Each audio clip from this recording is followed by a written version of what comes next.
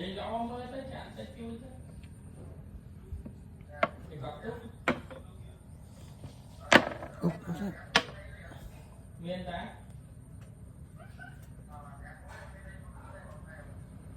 miên theo muốn miên bay bình thường này để bọc nước muối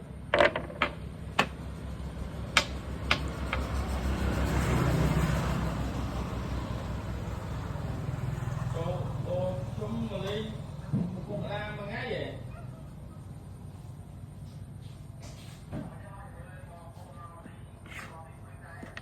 đây phải tờ lý này chung là tờ lý chung thế này còn lý do lấy cái con lý vậy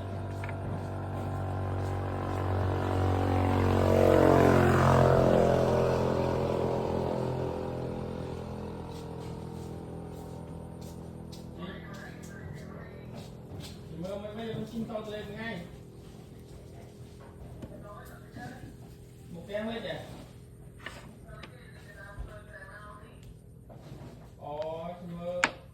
mà bây giờ đẹp á